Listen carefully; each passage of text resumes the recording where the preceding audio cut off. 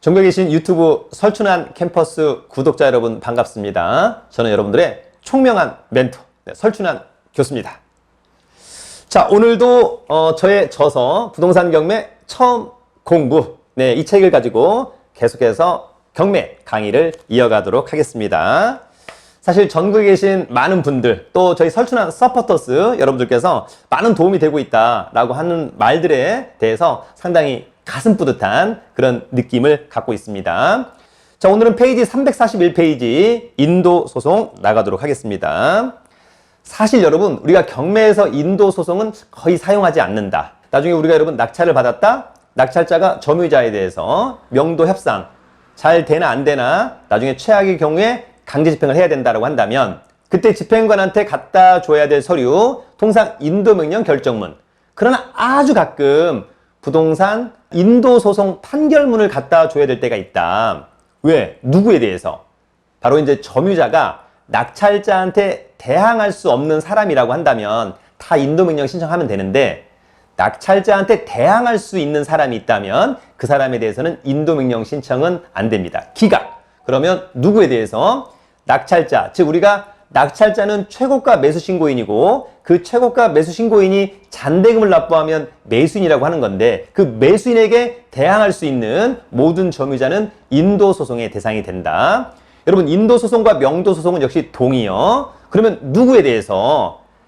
적법한 유치권자, 1원이라도 배당을 못 받은 선순위 임차인, 배당 요구를 안 한 선순위 전세권자, 이 세 사람에 대해서는 인도 소송을 해야만 한다라고 하는 점 꼭 기억을 해두시면 좋을 것 같고요.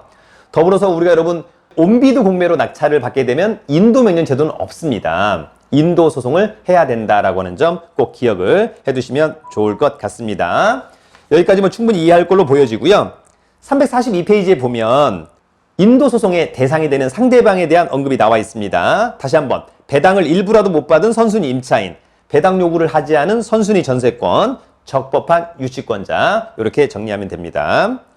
여러분, 인도명령은 통상 하루나 한 달 걸리는데 결정받는데 소송은 거의 1년 걸린다. 왜? 거기 이제 밑에 표가 있어요. 그죠? 예. 원고가 법원에 소장을 제출해, 소장이 피고한테 가, 피고가 답변서를 내, 피고의 답변서가 다시 원고한테 가, 원고가 준비서면을 제출해, 그 원고의 준비서면이 피고한테 가, 피고가 그 준비서면을 보고 또 준비서면을 제출해.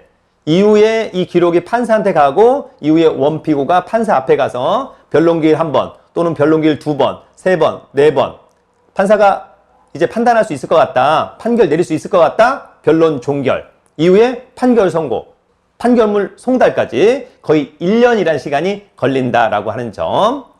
사실 그래서 이제 온비드 공매가 사랑받지 못하는 이유 중에 하나가 인도명령 제도가 없고 인도 소송을 해야만 한다라고 하는 점도 있다라고 하는 점 꼭 기억을 해두시면 좋을 것 같습니다. 사실 여러분, 요런 요즘에 뭐 인도 소송, 소장 이런 것들 등등등 직접 법원에 가서 제출하지 않고 전자 소송 사이트를 통해서 이제 누구나가 쉽게 공인 인증서만 있으면 제출할 수 있다라고 하는 점 상당히 간편해졌다. 이런 것도 중요할 것 같습니다. 다만 이제 소송이라고 하는 것은 차후에 판사 앞에, 즉 오프라인상 법원을 가야 된다라고 하는 것은 약간 아쉽다. 이렇게 정리할 수 있을 것 같습니다. 여러분, 우리가 용어 중에 피고와 피고인 같은 말입니까? 다른 말입니까? 이런 질문을 할 때 있습니다. 우리가 여러분 민사, 행정, 가사 사건에서 소송을 제기하는 사람 원고, 소송을 당하는 사람 피고, 피고인은 형사사건에서 기소를 당한 사람이라고 이해하시면 좋을 것 같습니다.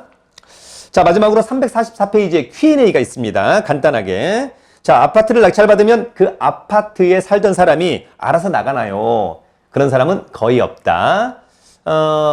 인도 협상해서 이사기간과 이사비를 주고 나가는 경우 있고요. 네, 그렇지 않으면 최악의 경우에는 강제 집행을 할 수밖에 없다. 이렇게 정리합니다. 자, 두 번째, 낙찰자가 기존에 살고 있던 사람에게 이사비와 이사기간을 꼭 주어야 하는 건가요? 그리고 주어야 한다면 얼마를 줘야 되나요? 원래 여러분 이사비를 줘야 될 의무 없고 이사기간을 줘야 될 의무 없습니다만, 그러나 실제 이사비를 안 줘서 안 나간다. 그래서 강제 집행을 한다면 역시 그만큼의 비용이 나간다라고 하는 점. 그래서 통상 이사비는 강제 집행 비용 감안해서 준다. 통상 한 33평 아파트 정도가 한 150에서 한 200만 원 정도 강제 집행 비용이 들어가는 거거든요. 그래서 그럴 바에는 차라리 그 정도의 비용을 이사비로 지급하고 원만하게 합의해서 내보내자. 여러분, 명도는 배려와 단호함. 중요하죠, 여러분. 네, 그런 부분 체크해주면 좋을 것 같습니다. 자, 명도 협상을 해서 명도 합의서를 작성했다. 이럴 때에는 인도민영은 불필요하겠나? 불필요하겠다라고 생각할 수 있습니다만 그렇지 않습니다.